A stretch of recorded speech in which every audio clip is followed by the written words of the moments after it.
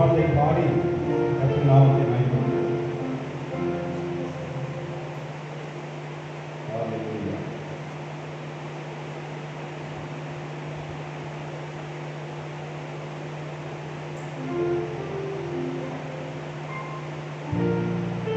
நூற்றி 21 பாடல் பாரத 121.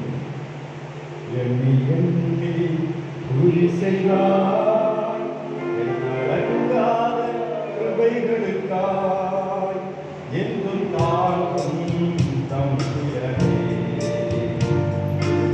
இயேசுவின் நாமமே என்றும் தாழ்வும் தம் துயரே. இயேசுவின் நாமமே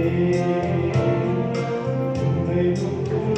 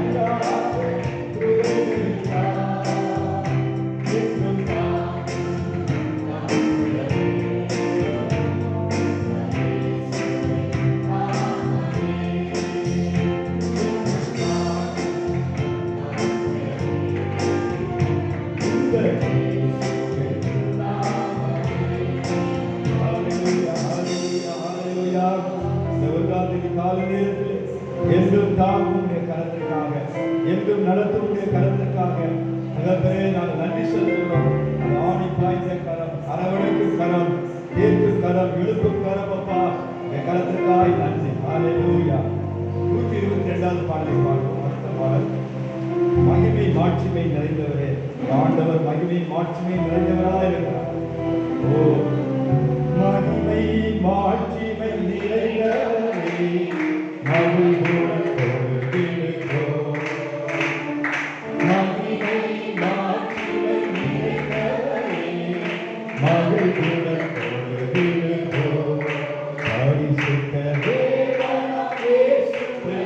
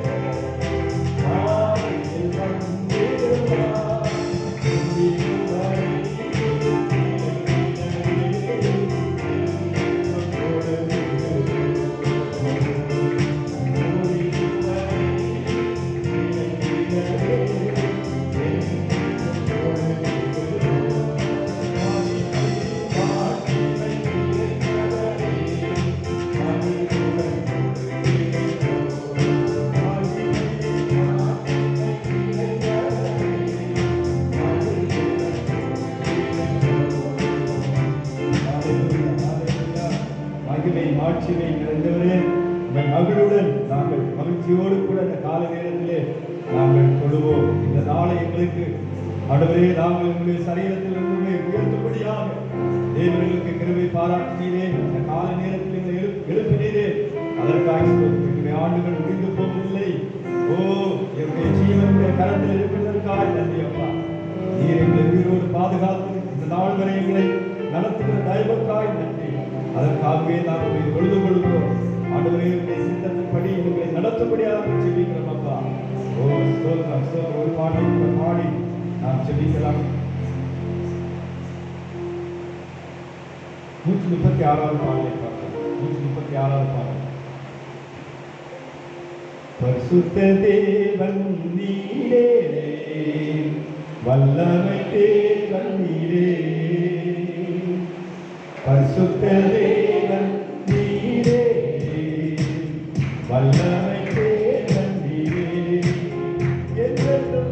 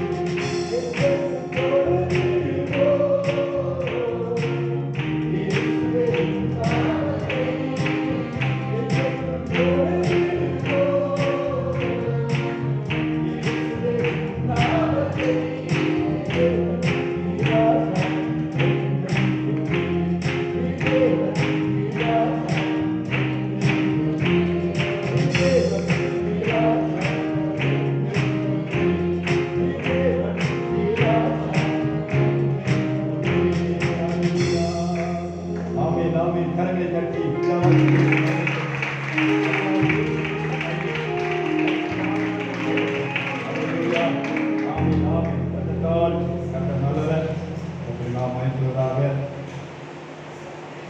தொடர்ந்து எல்லாம் விசேஷமாய் கர்த்தர் கடலையிட்டு மாதங்கள் நம்மை கண்மணிப்பை பாதுகாத்து இம்மட்டும் நம்மை நடத்தினார். விசேஷமாக இந்த 9வது மாதத்தில் செப்டம்பர் மாதத்தை அறிவித்து வைக்கிறோம். நம்முடைய பெருந்தாரை கிருபை நாம் நிற்பதும் நிர்மூலமாக இருப்பதும் என்னுடைய கிருபை என்று சொல்லப்பட்டிருக்கிறது. அந்த கிருபை தான் நம்மை உயிரோடு சரீரத்தில் நம்மை பாதுகாத்து நம்மை நடத்துகிறார்.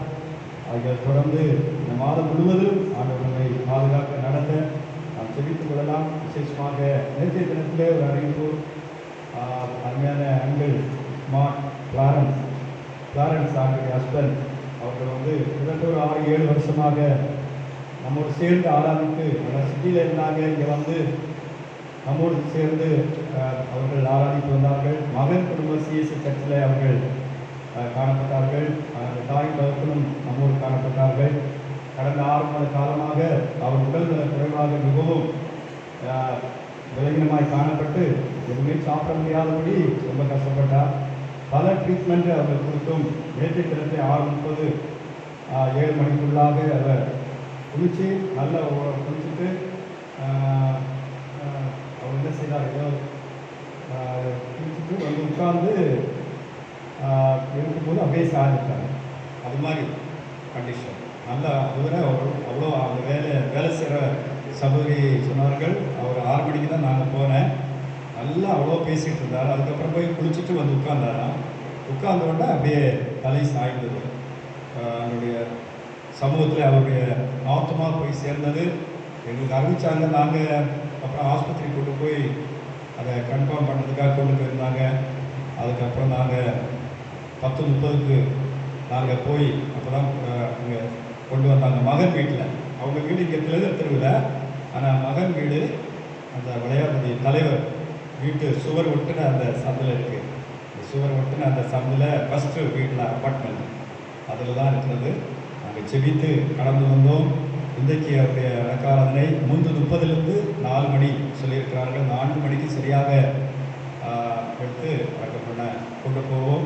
அதில் தொடர்ந்து அந்த மகன், மருமகள், பிள்ளைகள், அதுக்கப்புறம் ஆண்டி அவர்கள் கிளாரன்ஸ் ரொம்ப ஒடுங்கி நொறுங்கி போய் நின்றார்கள். அவர்களுக்காகவும் நம்ம தொடர்ந்து ஜெபித்துக் கொள்வோம். 73 வயசு, 73 வயது மட்டும் அவரை ஆண்டவர் பாதுகாத்தால் அதற்காக நம்ம ஜெபித்துக் கொள்ளலாம். தொடர்ந்து நம்முடைய கூட்டங்கள் நடைபெறும். வெள்ளிக்கிழமையிலும் உபவாசம் தொடர்ந்து நடக்கிறது. இன்றைக்கு மாலையில் பைபிள் ஸ்டடி இருக்கிறது. அதற்காக ஜெபித்துக் கொள்வோம். அந்த உங்கள் ஒவ்வொருவரையும் கற்று ஆசீர்வதிப்பாராக.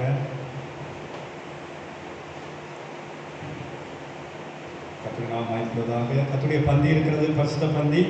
நாம் சில வசனங்களை தியானித்த பின்பு பந்தியில் பங்கெடுக்கலாம். நான் அவங்களுடைய அட்ரஸ் உங்களுக்கு வாட்ஸ்அப்பில் நம்ம போடுவோம். சரியாக அந்த விவரங்கள் உங்களுக்கு அறிவிப்போம்.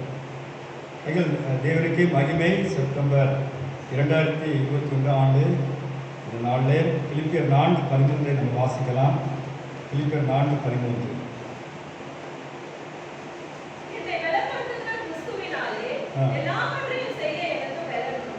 ஆமென். அல்லேலூயா. என்னை பலப்படுத்துகிற கிறிஸ்துவினாலே எல்லாவற்றையும் செய்ய எனக்கு பலன் உண்டு. இந்த மாதத்திலே நம்முடைய பலன் அல்ல, கர்த்தருடைய பலன் எனக்கு உண்டாயிருக்கும். கர்த்தருடைய பலத்தினால் நான் ஜெயம் எடுப்பேன். கர்த்தருடைய பலன் எங்களை நடத்தும். எங்கள் பிள்ளைகளை, எங்கள் காரியங்கள் எல்லாவற்றையும் கர்த்தருடைய பலத்தினாலே நாங்கள் மேற்கொள்வோம் என்று எத்தனை பேர் சொல்றீங்க? அல்லேலூயா. நேற்றைய தினத்திலே நான் இந்த உள்ள வருத்தத்தோடு நான் காணப்பட்ட போது தேவ சமூகத்தில் கர்த்தருடைய வார்த்தை நான் என்ன சொல்ல வேண்டும் இன்றைக்கு என்று மிகுந்த வருத்தத்தோடு தேவ சமூகத்தில் இருந்தபோது எனக்கு ஆண்டவர் கொடுத்த அந்த வார்த்தை இதுதான்: என்னை பலப்படுத்துகிற கிறிஸ்துவினாலே எல்லாவற்றையும் செய்ய எனக்கு பலன் உண்டு. இது ஒரு அறிக்கையாக இருக்கலாம், இது ஒரு வாக்கு தத்தமாக இருக்கலாம், இது நீங்கள் எப்படி வேணாலும் எடுத்துக்கொள்ளலாம். கர்த்தர் இந்த 9வது மாதத்திலே கர்த்தர் கொடுத்த வாக்கு தத்தமானது பிலிப்பியர் 4:13 நமக்கு கொடுத்தார். என்னை பலப்படுத்துகிற கிறிஸ்துவினாலே எல்லாவற்றையும் செய்ய எனக்கு பலன் உண்டு. அல்லேலூயா. ஆகிய எல்லாவற்றையும் செய்ய ஒரு புதிய அபிஷேகம், ஒரு புதிய பலனை ஆண்டவர் எனக்கு கொடுப்பார். பலனற்று போன என்னுடைய சரீரம், என்னுடைய ஆத்மா, என்னுடைய ஆவியிலே கர்த்தர் பலன் தந்து என்னை தேற்றுவார். எனக்கு பலன் உண்டு என்று சொல்லி அறிக்கையிடுங்கள். நிச்சயமாக பிலிப்பியர் 4:13 படி தேவன் உங்களையும் என்னையும் அவர் பலப்படுத்துகிறவராக இருக்கிறார். இதை வாக்குத்தத்தமாய் பெற்றுக்கொண்டு நீங்கள் அறிக்கையிடுங்க. கர்த்தருடைய பலன் இந்த மாதத்தில் எப்படி உங்களை நடத்துகிறது, என்னென்ன செய்கிறது, எப்படி அது செயல்படுகிறது என்பதை நீங்கள் பார்க்க முடியும். கர்த்தருக்கு ஸ்தோத்திரம். ஒரு வீடு கத்தி எரிகிறது, எல்லாரும் அலறிக்கொண்டிருக்கிறார்கள். அந்த நேரத்தில் அதை அணைப்பதற்காக காவல்துறையில் தீயணைப்பு அந்த வீரர்கள் வருகிறார்கள் என்றால் நம்ம என்ன செய்யணும்? அவங்க அதை அணைப்பதற்காக, அங்கே இருக்கிறவர்களை காப்பாற்றுவதற்காக அவர்கள் அங்கே சுற்றி இருக்கிறவர்கள் இடமிட வேண்டும், வழிவிட வேண்டும். இல்லை என்றால் அவர்கள் செயல்பட முடியாது.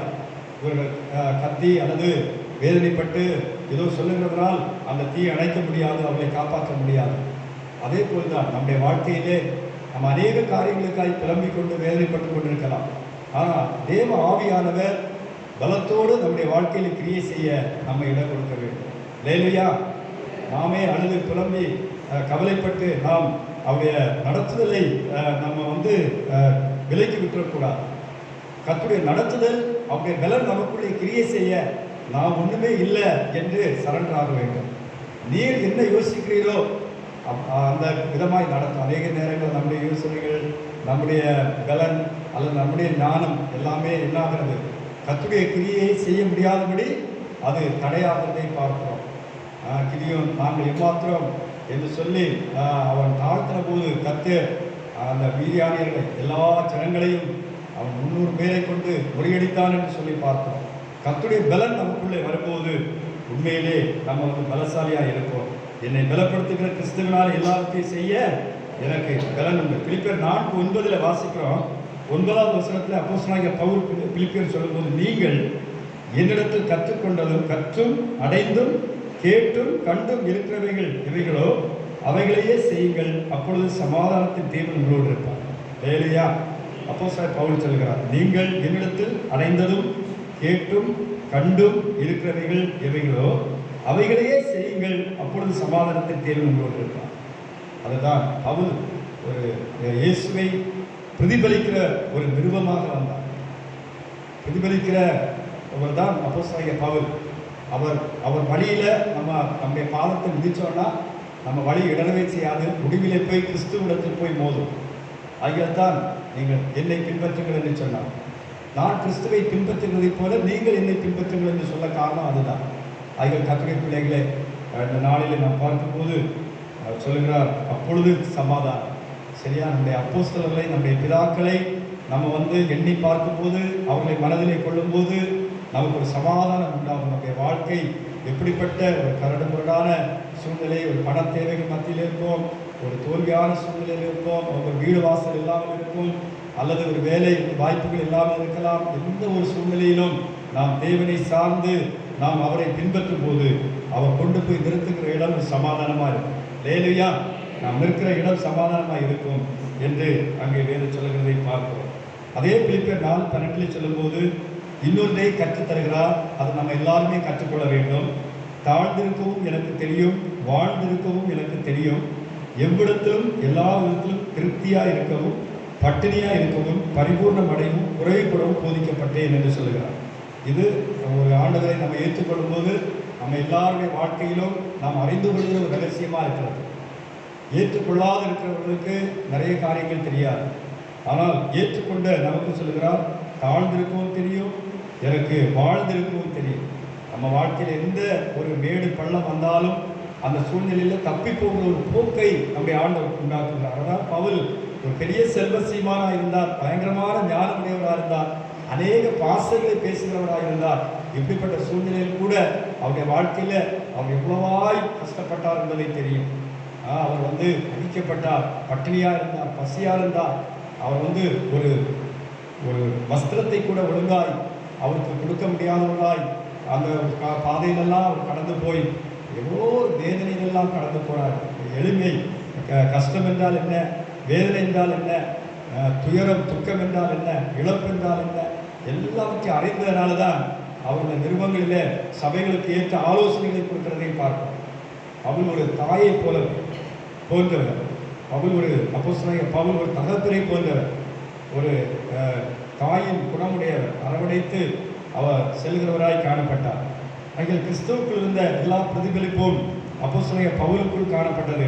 அதனால்தான் அவர் சொல்லுங்க, இவ்வளோ ஞானத்தை பெற்றிருந்த போது கூட அவருக்காக தன்னை முற்றமாக அர்ப்பணித்தவர் அப்போஸ்தலனாகிய பவுல். அவ்வளவாய் மரண பரியந்தம் தன்னை ஒப்புக் கொடுத்தவர் என்று பார்க்கிறோம். அதில் அவரை நாம் பின்பற்றும் போது, அவருடைய அந்த வசனங்களை நாம் சத்தியங்களை அறியும் போது, நம்முடைய வழி பாதை நடக்கைகள் அது பிசகாதபடி இருக்கும், நாம் இடறி போவதில்லை என்று பார்க்கிறோம். அதுக்கப்புறம் தான் 13வது வசனத்தில், என்னை பலப்படுத்துகிற கிறிஸ்துவினாலே எல்லாவற்றையும் எனக்கு செய்ய பலன். லேலுயா, இந்த மாத வாக்குத்தத்தம் அதுதான். என்னை பலப்படுத்துகிற கிறிஸ்துவ அறிக்கையிடுங்க. உங்களை சோர்ந்து பண்ணி துவண்டு பண்ணி வேதனையில் இருக்கலாம், மற்ற யாருக்கும் உங்களுடைய உள்ளத்தில் என்ன இருக்கிறது என்று தெரியாமல் இருக்கலாம். ஆனால் நீங்கள் அறிக்கையிட வேண்டும், என்னை பலப்படுத்துகிற கிறிஸ்துவினாலே எல்லாவற்றையும் செய்ய எனக்கு பலனுண்டு என்று சொல்லி. எவ்வளோ நெருக்கமான போராட்டமான சூழ்நிலை அவர் கடந்து போயிருந்தால் இப்படி சொல்லியிருக்க முடியும் இல்லையா?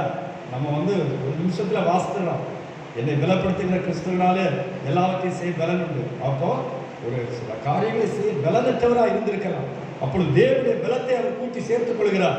என்னுடைய பலத்தினால இது ஆகாது, உங்களுடைய பலத்தினால் ஆகும் என்று சொல்லி அவர் கர்த்தருடைய பலனை கூட்டி சேர்த்து முடிவு பரியந்தம் அவர் உண்மை உள்ள ஒரு ஊழியக்காரனாக காணப்பட்டார் என்று பார்க்கிறோம். அதில் எபிரேயர் 2:18 வாசிப்பார்கள். எபிரேயர் 2:18 வாசிக்கும் போது அங்கே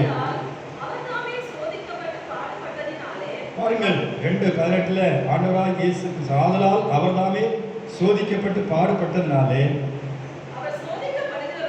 அவர் சோதிக்கப்படுகிறவர்களுக்கு உதவி செய்ய வல்லவராய் இருக்கிறார் என்று சொல்லப்பட்டிருக்கிறது.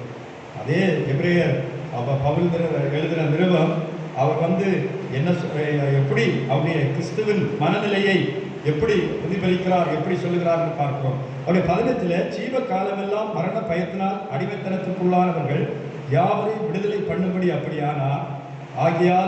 ஆதலால் அவர் தேவ தூதருக்கு உதவியாய் கைகொடாமல் ஆபிரகாமின் சந்ததிக்கு உதவியாய் கை கொடுத்தார். கிறிஸ்து உடையவர்களாய் நாம் இருந்தால் ஆபிரகாமின் சந்ததியாய் மாறுகிறோம். அது எத்தனையோ ஆண்டுகள், 6000 7000 ஆண்டுகளுக்கு முன்பாக, 6000 ஆண்டுகளுக்கு முன்பாக என்று சொல்லப்பட்டாலும், கணக்குகள் சொல்லப்பட்டாலும், கிறிஸ்து உடையவராக இருக்கிறதுனால இன்றைக்கு ஆபிரகாமுக்கு சந்ததிக்கு எப்படி கை கொடுத்தாரோ அதே போல் அவர் இன்றைக்கு நமக்கு கை கொடுத்தார். இந்த காலை நேரத்தில் இந்த 2021 ஆண்டு இந்த செப்டம்பர் மாதம் 1ஆம் தேதி எனக்கு, எங்கள் குடும்பத்திற்கு, எங்கள் பிள்ளைகளுக்கு கை கொடுப்பார் என்று விசுவாசிப்போம். அவர் கை கொடுக்கிறார், அவர் கை கொடுக்கிறார், அவர் கை கொடுக்கிறார். அவருடைய வார்த்தை நேற்றும் இன்று என்றும் மாறாது இருக்கிறார். கை கொடுக்கிற தேவன், கை தூக்கி எடுக்கிற தேவன். இதுதான் நம்முடைய அறிக்கை. அந்த காலம் யார் வாழ்ந்தது நமக்கு தெரியாது இல்லையா? வேதம் தான் நமக்கு கற்றுக் கொடுக்கிறது. ஆனால் இந்த காலத்தில், இந்த நாட்களில் நம்ம வாழ்ந்து கொண்டிருக்கிறோம்.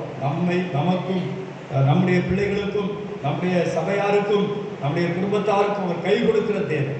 லேலுயா, அவர் தூதர்களுக்கு கை கொடுக்கவில்லை, தூதர்களுக்கு கை கொடுக்கவில்லை. அவர் மாம்சத்திலே வாழ்ந்து கொண்டிருக்கின்ற நமக்கு, ஆண்டவர் இந்த கூடாரத்திலே வாழ்ந்து கொண்டிருக்கின்ற நமக்கு அவர் கை கொடுத்தார். அன்றியும் அவர் ஜனத்தின் பாவங்களை நிவர்த்தி செய்வதற்கு ஏதுவாக தேவ காரியங்களை குறித்து இறக்கவும் உண்மையும் உள்ள பிரதான ஆசாரியராக இருக்கும்படி எவ்விதத்திலும் நம்முடைய சகோதரருக்கு ஒப்பாக வேண்டியதாக இருந்தது. ஆதலால் அவர் தாமே சோதிக்கப்பட்டு பாடுபட்டதினாலே அவர் சோதிக்கப்படுகிறவர்களுக்கு உதவி செய்ய வல்லவராய் இருக்கிறார். ஆகியால் பலனற்று போயிருக்கிறீர்களா, சோர்ந்து போயிருக்கிறீர்களா, எந்த சூழ்நிலையினாலும் இன்றைக்கு நீங்கள் அறிக்கையிட வேண்டியது, என்னை பலப்படுத்துகிற கிறிஸ்துவினாலே எல்லாவற்றையும் செய்ய எனக்கு பலன் உண்டு. லேலுயா, எல்லாவற்றையும் ஜெயமெடுக்க எங்களுக்கு பலன் உண்டு, ஜெயமெடுக்க எங்களுக்கு பலன் உண்டு என்று சொல்லி நீங்கள் அறிக்கையிடும் போது நிச்சயமாக இந்த மாதத்திலே தேவன் உங்களுக்கும் எனக்கும் ஒவ்வொருவருக்கும் ஆண்டவர் செய்கிற ஒரு யுத்தத்தில் வெற்றியையும் நாம் அடைய முடியும். 2 கொரிந்தியர் 12:9 வாசியுங்கள். 2 கொரிந்தியர் 12:9. என் கிருபை உனக்கு போதும்,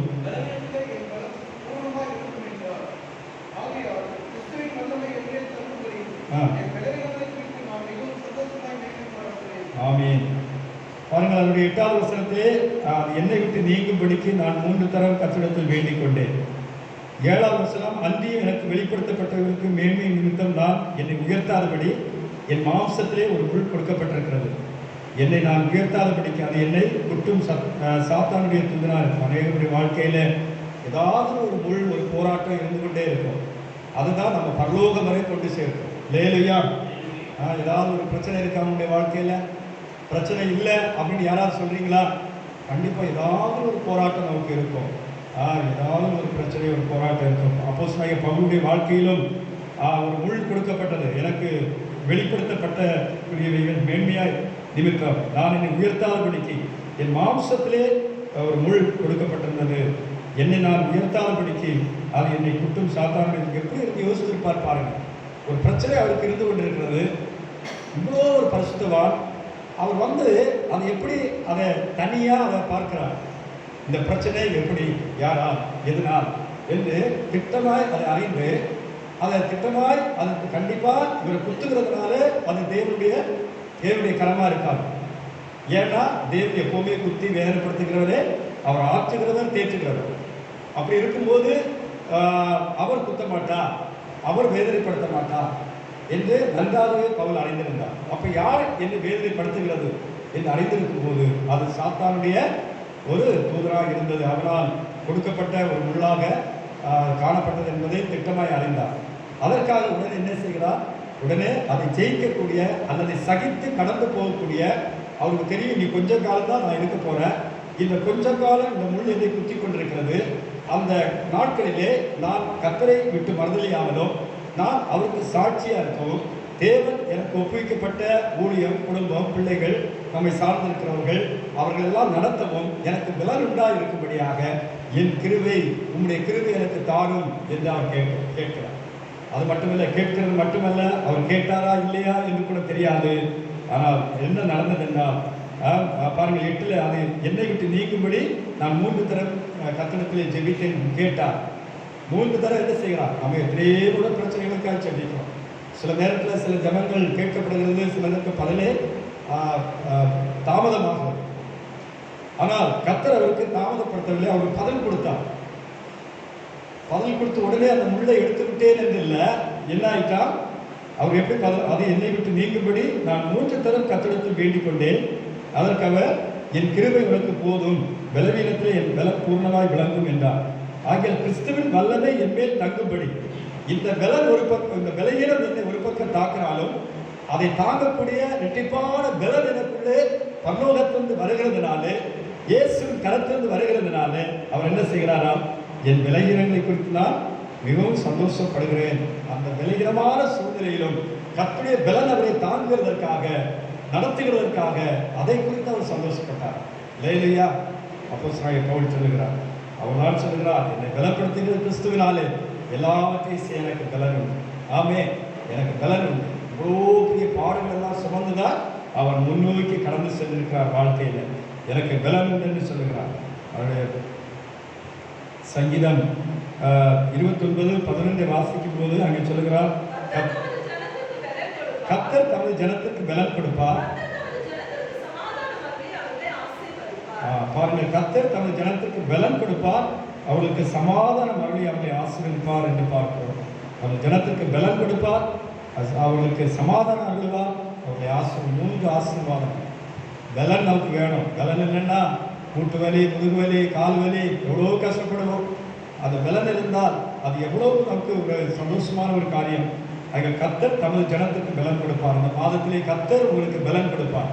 கர்த்தர் தமது ஜனத்துக்கு சமாதானம் அருள்வார். பலன் மட்டும் போதாது, சமாதானம் வேணும். பலனோடு இருப்பாங்க, ஏதாவது ஒரு பிரச்சனையில் சமாதான கேடு வரும்.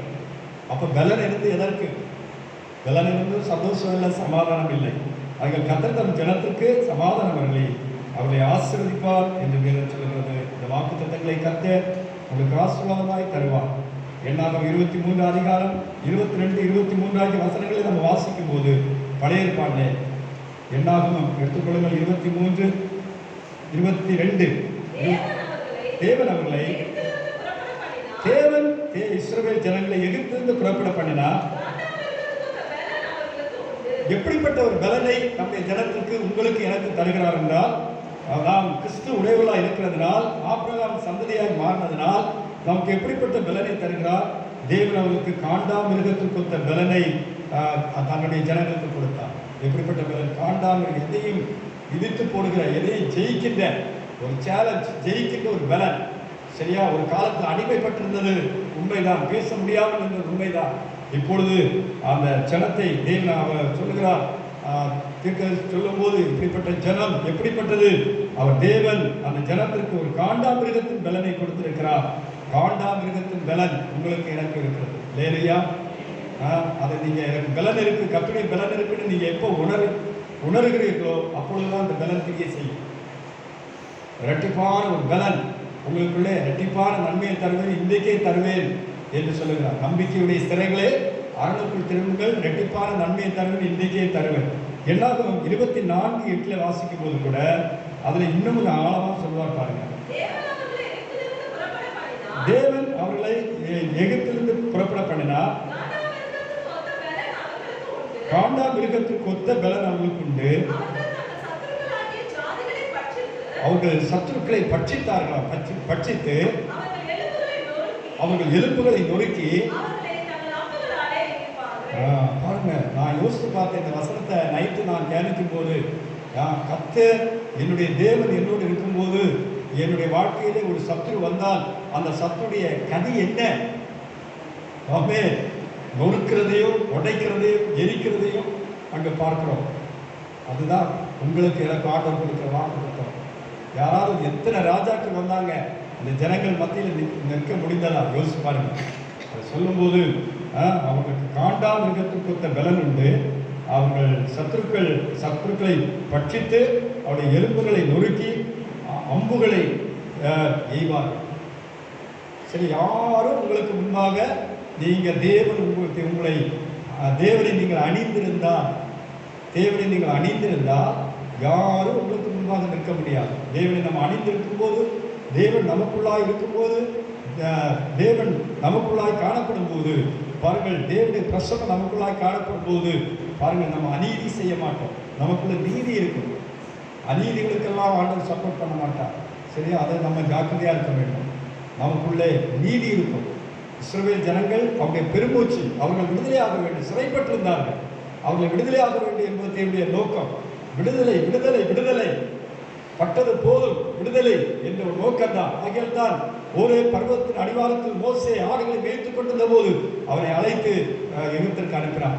இப்ப தேவன் ஒரு பெரிய மாஸ்டர், ஒரு பெரிய பிளான் திட்டத்தோடு தான் மோசே அனுப்புகிறார். அவங்க 10 வாதைகளை அங்கே அனுப்பி அவர்களை கலங்கப்பட்டு எகிப்தியர்கள் ஜனங்களையும் பார்வோரையும் கலங்கப்பட்டு அவரை விடுதலையாக்கி கொண்டிருக்கிறார். அந்த பிரயாணத்தை யார் தடுக்க முடியும்? அந்த பிரயாணத்தை யார் குறுக்கிட முடியும்? அவர்கள் தடுக்க நினைத்தார்கள். அந்த தண்ணியிலே செங்கடலில் அவர்கள் அழிந்து போனார்கள் என்று பார்க்கிறோம். அதே செங்கடலில் இஸ்ரவேல் ஜனங்கள் தப்பி பிழைத்தார்கள். அது அவருடைய பலன். அதற்கு அப்புறமும் அந்த வழியிலே இவ்வளோ ப்ராப்ளம் அவர்களுக்கு வந்தது. எல்லாவற்றிலும் தேவன் அவர்களுக்கு ஒரு காண்டாமிருகத்தின் பலனை கொடுத்தார். இது போய் கானானில் நிற்கும் வரை அவர்களுக்கு அந்த பலன் குறையவே குறையாது. இல்லையா? கானானில் நிற்கிறது வரை. அதே போல்தான் இந்த பூமியை நான் உலகத்தில் உங்களுக்கு உபத்திரவம் திடன் கொள்ளுங்கள், நான் உலகத்தை ஜெயித்தேன் என்று ஆண்டவர் சொன்னார். அந்த ஜெயம் எதுவரை என்றால் பரம கானானை அடைகிறது வர இந்த உலகத்தில் நமக்கு வருகிற எல்லா இடையூறான காரியங்கள் நமக்கு ஜெயம் தந்து அவருடைய கிருபை நம்மை தாக்கி தப்புவித்து நம்மை முன்னோக்கி நடத்துவார். இல்லையா? உங்களுடைய பலனை குறித்து நீங்கள் புதுப்பித்துக் கொள்ளுங்கள், நீங்கள் அறிந்து கொள்ளுங்கள். நீங்கள் அறிக்கையிட வேண்டும், என்னை பலப்படுத்துகிற கிறிஸ்துவனால் எல்லாவற்றையும் செய்ய எனக்கு பலன் உண்டு என்று சொல்லுகிற நீங்கள் அறிக்கையிட வேண்டும். காண்டாமிருகத்துக்கு ஒத்த பலனை தருகிறார். அந்த பலனை அவர்கள் அப்போஸ்தலர்கள் 2ஆம் அதிகாரத்தில் புதிய ஏற்பாட்டில் வரும்போது அவர்கள் அதை சுதந்திரித்துக் கொள்கிறார்கள். பலனற்று 10 நாட்களாய் ஜெபித்துக் கொண்டிருக்கிறார்கள். ஜெபித்துக் கொண்டிருக்கும் போது அங்கே அவர்களுக்கு பலன் வருகிறது. ஒன்றை எதிர்பார்த்து கர்த்தருடைய வார்த்தை அப்படியே நம்பி நீங்கள் எருசலேமை விட்டு விலகாதீர்கள் என்று சொல்லி அந்த வார்த்தையை நம்பி அவர்கள் ஜெபித்துக் கொண்டிருந்தார்கள். இப்பொழுது அவர்கள் பலன் வரப்போகிறது. சுற்றி கீழே பார்த்தால் எல்லா இயேசுவை கொலை செய்த எல்லாரும் அநேகர் அவர்களுக்கு விரோதமான சத்துருக்கள் அவர்களுக்கு விரோதமா இருக்கலாம். அவர்களை பழிவாங்க, சீசர்களை பழிவாங்க ஆயத்தமா இருக்கும் போது இதோ ஒரு பலன் வருகிறது. ஒரு ஆசீர்வாதமான மழை பெய்ய போகிறது. அவருடைய சோர்விலிருந்து அவர்களை விடுதலையாக்கும்படியான ஒரு பலன் வருகிறது. அந்த பலன் நமக்கு தெரியும். அவர்கள் மேல் வீட்டு அறையில் அப்போஸ்தலர் 2 அதிகாரத்திலே காத்திருந்த போது அவர்களுக்கு அந்த பலன் வந்தது. பரிசுத்த ஆவியானவர் அக்கினிமயமான நாவுகளாய் இறங்கின போது அவர்கள் காண்டா மிருகத்திலும் மேலான பலனை அவர்கள் பெற்றுக்கொண்டார்கள். இதோ அவர்கள் தன்னுடைய ஜீவனுக்கோ மற்ற எந்த ஒரு காரியத்துக்கும் பயப்படாதபடி பேதுரு எழுப்பி பிரசங்கம் பண்ணினார். அவர்கள் பிரசங்கத்தில் அந்த கேட்டவர்கள் 5000, 4000, 3000 என்று சொல்லி எல்லோரும் ரட்சிக்கப்பட்டார்கள். பெரும் திரள் கூட்டம் இயேசுவை ஏற்றுக்கொண்டார்கள். அல்லேலூயா. பலன் எப்படி கிரியை செய்கிறது பாருங்கள். அதில் காண்டா மிருகத்தின் பலன் உங்களுக்கு இருக்கிறது. இஸ்ரவேலை ஆசீர்வதிப்பதே கர்த்தருக்கு பிரியம் என்று பிலேயாம் கண்டபோது அங்கே 24:24 இஸ்ரவேலை ஆசீர்வதிப்பதே கர்த்தருக்கு பிரியம். சங்கீதம் 73:1 வாசிக்கும் போது அங்கே சுத்த இருதயமுள்ள இஸ்ரவேலுக்கு கர்த்தர் நல்லவராகவே இருக்கிறார். நமக்கு நல்லவராகவே இருக்கிறார். அவருடைய நாமத்தை தரித்த ஒவ்வொருவருக்கும் நல்லவராகவே இருக்கிறார். சுத்த இருதயமுள்ள இஸ்ரவேலுக்கு கர்த்தர் நல்லவராக இருக்கிறார்.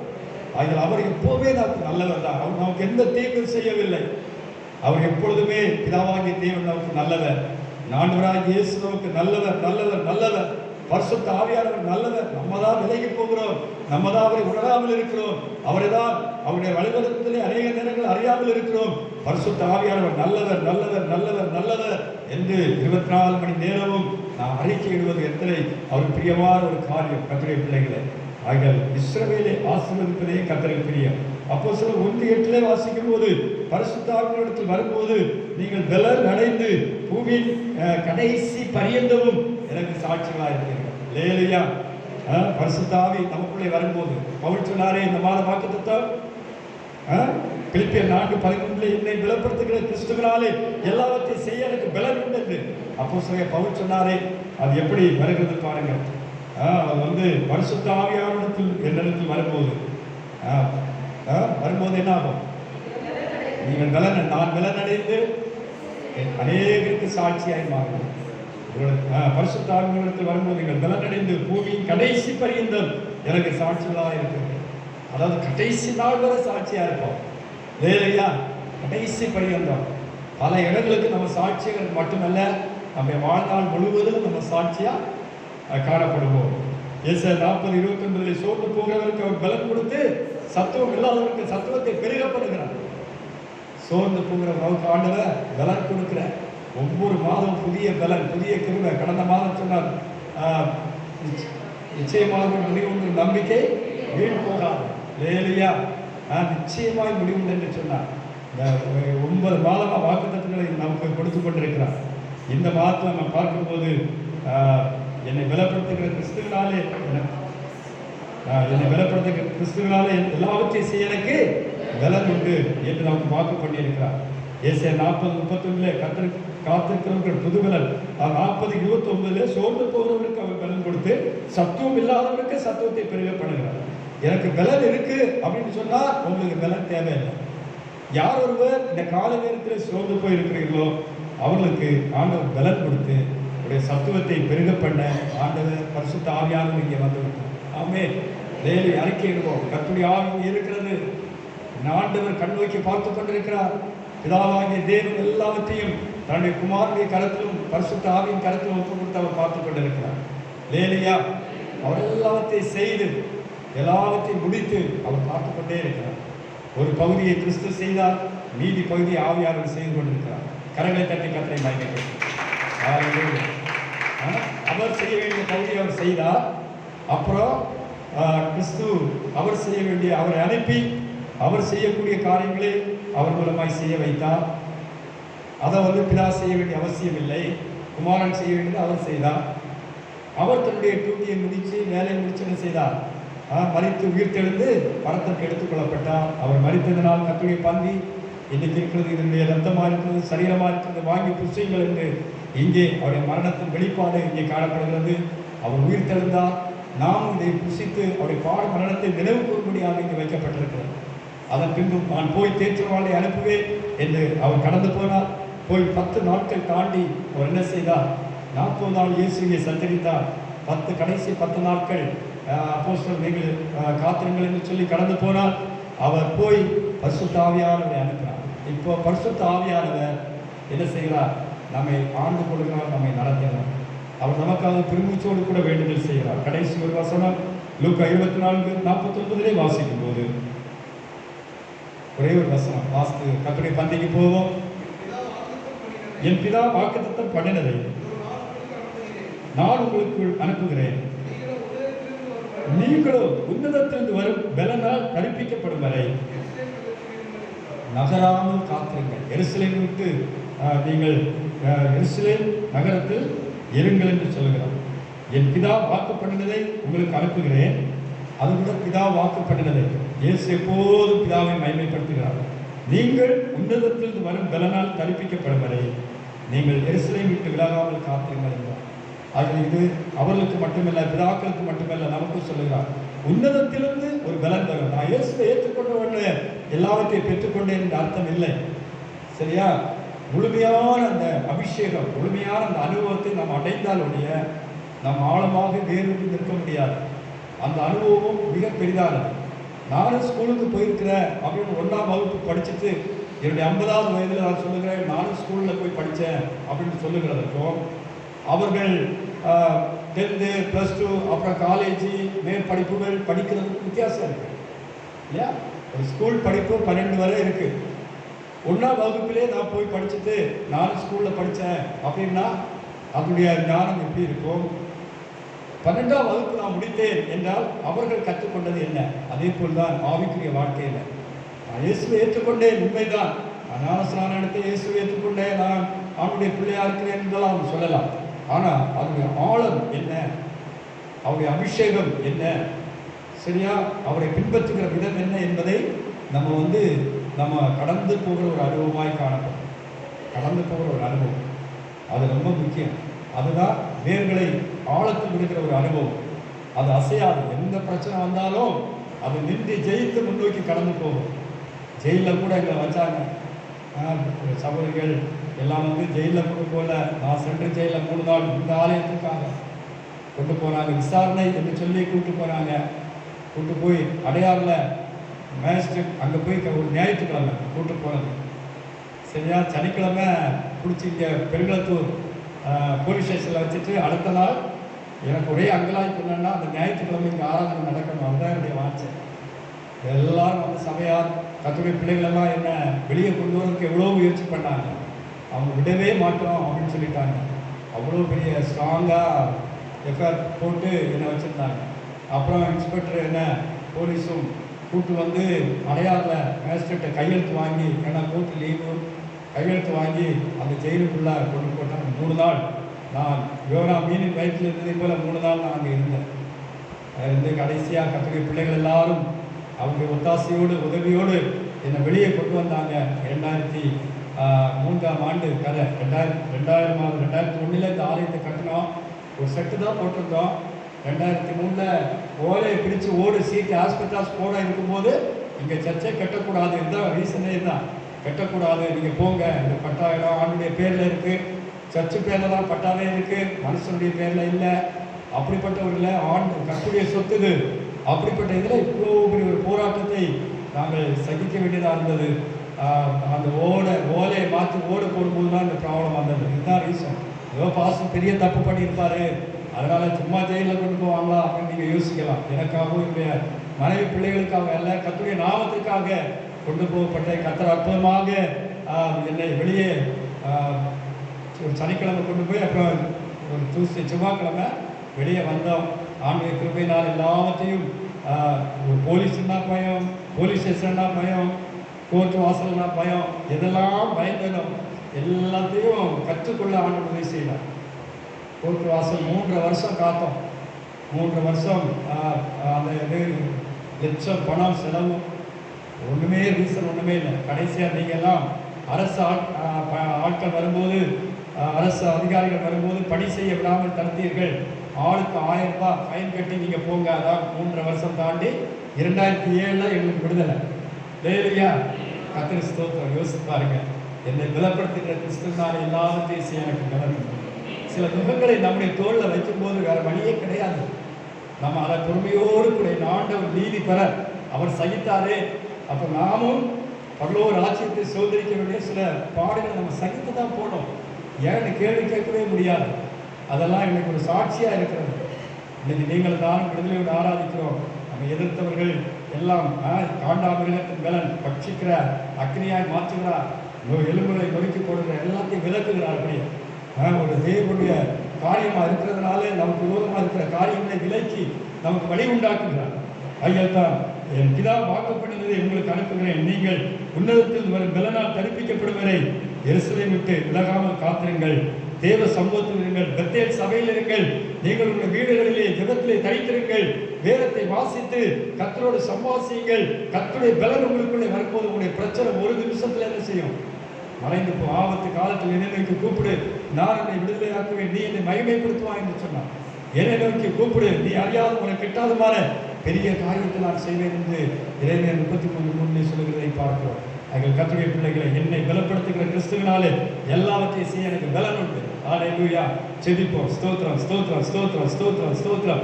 ஆமென் ஆமென் ஆமென் ஆமென். அப்பா, எனக்கு பலனொன்றும் இல்லை, ஆனால் அப்பா உம்முடைய பலன் எனக்கு வரும்போது நான் ஒரு பலசாலியாய் மாறுகிறேன், ஒரு ஞானம் உள்ளவனாய் மாறுகிறேன். ஆண்டவரே, நீர் சொல்லும், நீர் சொல்லும், நீர் சொல்லும், நீ அறியாம கேட்கிறேன், நீர் சொல்லும், நீர் செய்யும், நீர் செய்யும். தகப்பனே, நீர் என்னை நடத்தும், நீர் என்னை நடத்தும், நீர் எனக்கு ஆலோசனை தாரும், நீர் எனக்கு ஆலோசனை தாரும். எங்களை ஆசீர்வதியும். சொல்லுங்க, கேளுங்க. எங்களை ஆசீர்வதியும், எங்களை நடத்தும். அப்பா, உங்களுடைய நடத்துதல் எங்களுக்கு ஆண்டவரே பாதகம் இல்லை.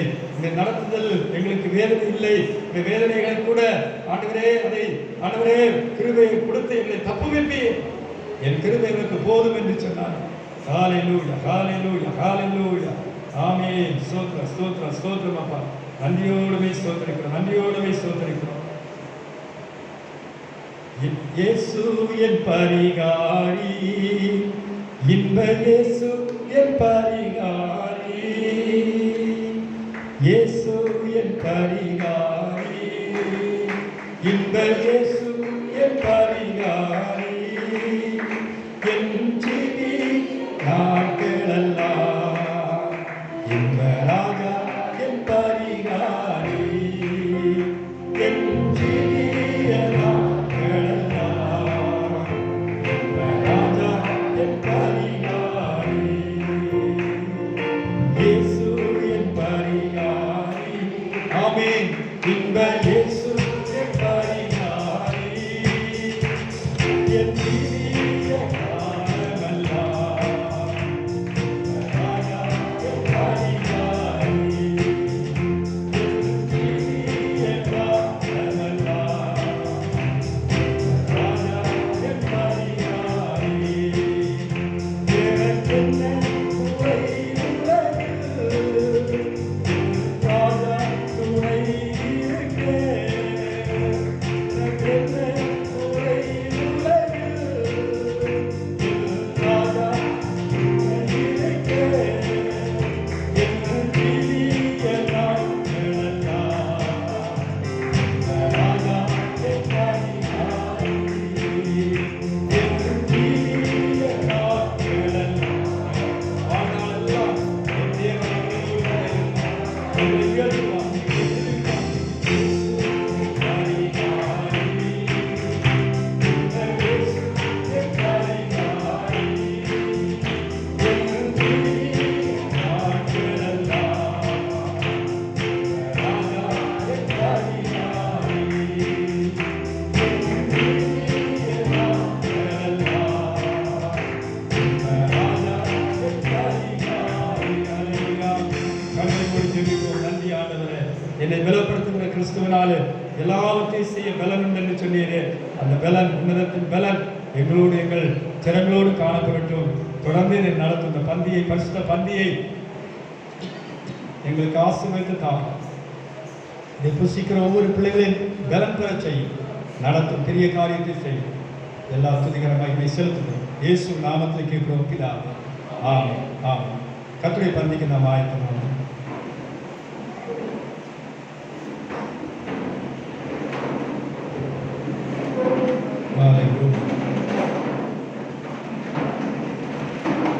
கல்வாரி அன்பை எண்ணேடும் வேளை கண்கள் பல தேடுதே.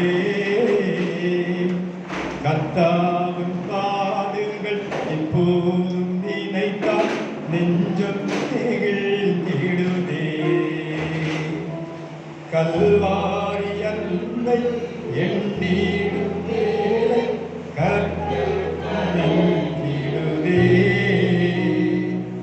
கர்த்தாவின் பாதைகள் எப்போதும் நினைத்தால் நெஞ்சம் நெகிழுதே. நான் உங்களுக்கு ஒப்புவித்ததை கர்த்தரிடத்தில் பெற்றுக்கொண்டேன். நினைவில் கர்த்தராகிய இயேசு தான் காட்டிக் கொடுக்கப்பட்ட அந்த ராத்திரியிலே அப்பத்தை எடுத்து ஸ்தோத்திரம் பண்ணி அதை பெற்று நீங்கள் வாங்கி புசியுங்கள், இது உங்களுக்காய் பிற்கப்படுகிற என்னுடைய சரீரமாக இருக்கிறது, என்னை நினைவு கூறும்படிதை செய்யுங்கள் என்றார். போஜனம் பண்ண பின்பு அவர் அந்தப்படிய பாத்திரத்தை எடுத்து, இந்த பாத்திரம் என் இரத்தத்தினால் ஆகிய புதிய உடன்படிக்கையாக இருக்கிறது, நீங்கள் இதை பானம் பண்ணும் போதெல்லாம் என்னை நினைவு கூறும்படிதை செய்யுங்கள் என்றார். ஆகிய நீங்கள் இந்த அப்பத்தை புசித்து இந்த பாத்திரத்தில் பானம் பண்ணும் போதெல்லாம் கர்த்தர் வருமானமும் அவருடைய மரணத்தை நினைவு கூறுகிறீர்கள். அல்லேலூயா. ஸ்தோத்திரம் ஸ்தோத்திரம் ஸ்தோத்திரம். நன்றி செலுத்துகிறோம். இதை கர்த்தாவே நாங்கள் உடைய மரணத்தை நினைவு கூர்ந்து நாங்கள் புசிக்கிறோம். கொடுக்கிற அடியார்களை புசிக்கிற பிள்ளைகளை கர்த்தர் பலப்படுத்தும். வழி நடக்கும் இயேசு நாமத்தில்.